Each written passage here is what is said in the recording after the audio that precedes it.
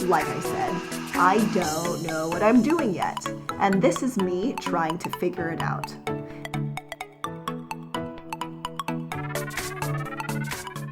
Hey guys, today we are talking about being an entrepreneur who has high functioning mental illness, depression, anxiety, or whatever.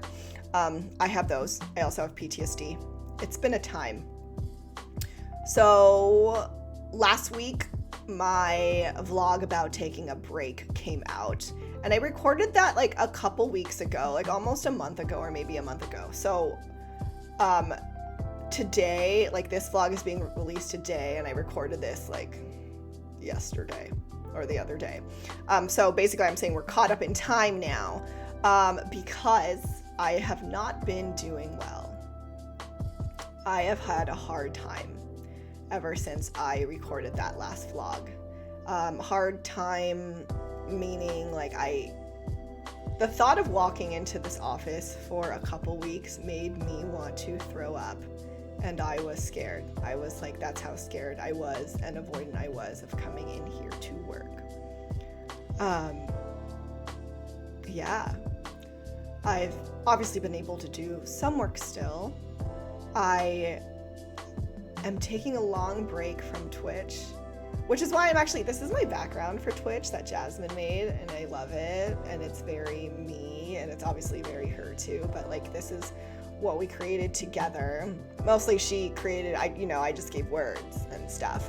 But this is my tree house, and I love it very much, and I miss seeing it, so I'm like, I'm gonna use this for my vlog. But yeah, I haven't been doing so hot.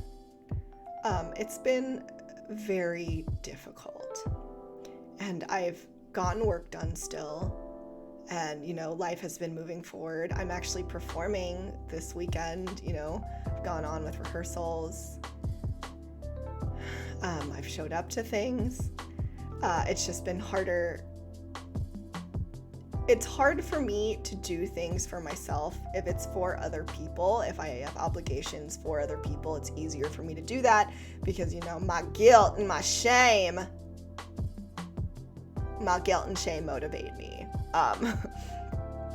And sometimes that's an okay thing, and then sometimes it's not. For now, I guess it's been working in my favor. For now it's been working in my favor, quote unquote. I'm obviously back in this space today. This is my office. I'm obviously back here, so things are a little better. I'm starting to come out of it, but not really. I'm more so enough of it. I've come out of it enough to be talking about it here in my studio. And the reason I want to talk about it is because I know I'm not alone. I'm not the only one with a mental illness. I'm not. And I kind of want to give some validation to my other high functioning depressed people, because we're real. We're really real, and that's really hard for people to understand.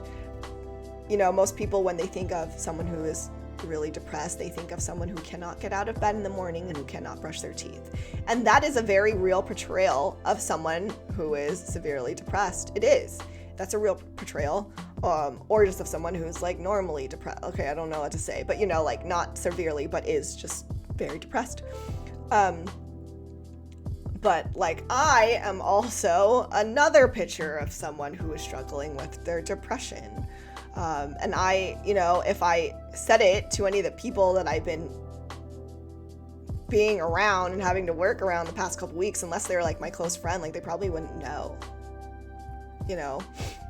because when I go to work, I work. So yeah, it's hard for people to understand, and people want to be like, well, you look fine, and I'm like, yeah, but like internally, like I'm crying, or internally, like my anxiety is so high, I'm gonna throw up on you like right now, like I'm gonna do it, and it's taking me all I have to not throw up on you. So to all my people who are suffering and still working and stuff, like I understand. To the people who don't understand that, like it's real, like please believe me, no one wants to like feign sick You know, like being sick is not fun. It's not fun. Like we have goals, we want to do things. And also to the people who are suffering from depression but are maybe not high functioning, like you'll be okay. Like that's okay too. I don't think being high functioning makes me any stronger than another person with mental illness. I just am. Like for some reason I am. For some reason I can compartmentalize right now different. I don't know. I can just put aside my emotions or the lack of emotions to have nice ones over here. And you know, and it's not always the same. Like I have been that person who can't get out of bed and got really smelly. And I've also been the person who was just like, yeah, college, like I was just going. I did so much. Like I am an overachiever. That's what's really gets really, really frustrating being who I am. And now I'm trying to be an entrepreneur, which is really hard. And that itself, you know, can give you mental health problems. So also to maybe if you don't have a mental illness, but you're an entrepreneur and you just feel like things are not great. And, you know, like it is scary, like taking a risk is scary. A lot of the time when you're an entrepreneur, you're like doing crap on your own for a long time. And that can mess with you.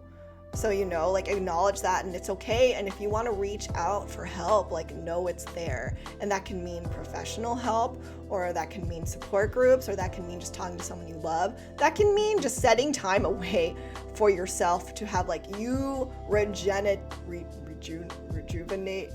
Oh my God, regenerative? Is that just like an Olay product? Whatever, you know what I mean?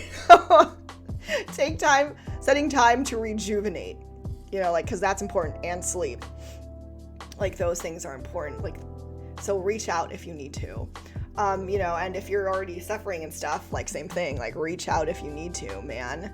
I just got off the phone with the doctor cause I realized that I should have been reaching out. And I don't know. I don't think I did it on purpose, but basically what happened is I think I've been putting it off because I'm just like, oh, this is manageable. This is still manageable. And really, I think my brain was going like, this wasn't as bad as before. This isn't as bad as before, so it's fine. But something not being as bad as before and something being manageable are not the same things. And that's what I'm realizing now. It's just like, okay, like I don't need to be suffering this much. It's not as bad as before, but like, I'm having weird triggers. The thought of eating sometimes makes me sick. That's new and that's concerning. So, you know, I just was kind of like, oh, dude, I think I need help. You don't have to wait till it's super severe. If anything, you know, like we want to push against that. Preventative medicine for everything, for your physical and mental illnesses. Like, please, or like whatever, just like, preventative medicine is like the best. Like, don't wait until things are really bad. We all know that it's really hard to help suicidal people. It's not impossible, but when you are that low, you know,